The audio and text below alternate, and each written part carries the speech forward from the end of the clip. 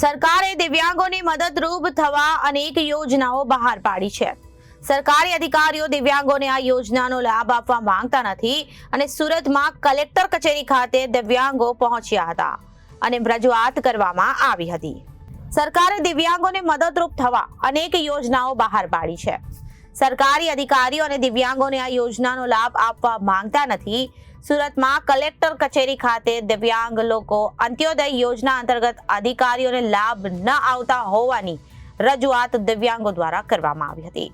ધ્રુજ તાપક અને હાથમાં લાકડી અને એકબીજાના સહારે તેઓ કલેક્ટર કચેરીમાં આવી દિવ્યાંગોએ વિરોધ નોંધાવ્યો હતો અને જિલ્લા કલેક્ટરને રજૂઆત કરી દિવ્યાંગોએ જણાવ્યું કે સરકાર યોજના બહાર પાડે છે પરંતુ અધિકારીઓ તેનો લાભ આપતા નથી।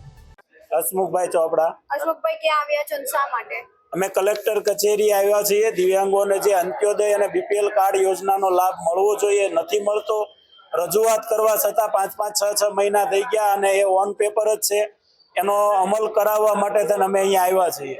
શું કરશું અહીંયા હવે રજૂઆત કરી છે, આગળ પણ કરી હતી પણ જવાબ નથી મળ્યો, તો હવે ફરીને રજૂઆત એક વખત કરી જોઈએ કે શું છે, જવાબ આપો। અમારે અહીંયા આવવું પડે એક શરમજનક ઘટના કહેવાય કે અમારે જે કન્ડિશન નથી ચાલી શકતા એ બધાને અહીંયા લાભ માંગવા માટે આવવું પડે। જે યોજના છે આ સામેથી આપો ને, અમારે ચાલવામાં જો બધાને જાણે જ છે કે દિવ્યાંગોને કેટલી અગવડતા પડે। એ આખા સુરતમાંથી બધેથી દરેક ઝોનમાંથી અહીંયા આવ્યા છે તો એને કેટલી પડે એ તમે મીડિયા લોકો જાણી શકો છો કે કોઈના સહારા વગર ના ચાલી શકે એને અહીંયા આવવું પડે। એક ખરાબ ઘટના કહેવાય। હું રેખાબેન કાલસરિયા અને અમે આજે આવેદનપત્ર દરેક વિકલાંગ ભાઈઓ આવેદનપત્ર આપવા આવ્યા છે કે અમને આ અંત્યોદય કાર્ડ જે અમે અરજીઓ 6 મહિના પહેલાં કરેલી છે તે કામગીરી થાય અને અમે અંત્યોદય કાર્ડ દરેક વિકલાંગને મળે એવી હું ઈચ્છા ધરાવું છું। કઈ રીતના કાર્ડમાં તકલીફ પડે છે કે રજૂઆત?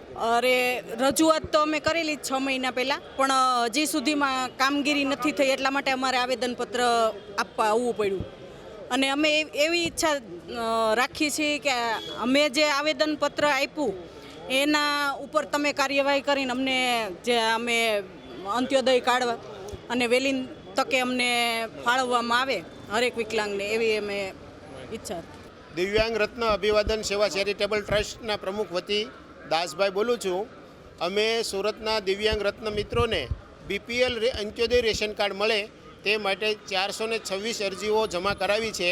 તે પૈકી 1-2 બીપીએલ અંત્યોદય રેશન કાર્ડ બન્યા છે, બાકી થોડાક વેરિફિકેશન થઈને આવ્યા છે અને બાકીની કામગીરી હજી થઈ નથી।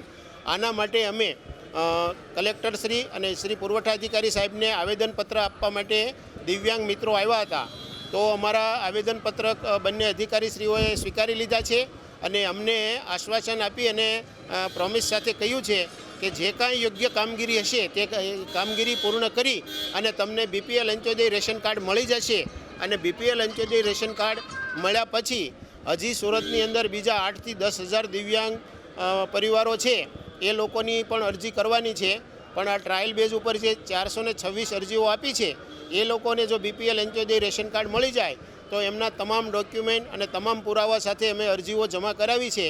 સમય થોડોક વધુ થઈ ગયો છે પરંતુ કેવાયસી અને અન્ય કામગીરીને કારણે અમને અંત્યોદય રેશન કાર્ડ મળવામાં થોડું વિલંબ થયું છે, છતાં પણ અમે આજે આવેદનપત્ર આપ્યું અને સાહેબે સહાર સ્વીકાર્યું છે અને અમને કીધું છે કે દરેક દિવ્યાંગોને બીપીએલ અંત્યોદય રેશન કાર્ડ જ આપશું અને એના માટે અમે આજે આવ્યા હતા। દરેક દિવ્યાંગ મિત્રો અમારી સાથે છે અને દરેક દિવ્યાંગ રત્ન મિત્રો અંત્યોદય જ લેવા માગે છે, એને NSF જોતું નથી।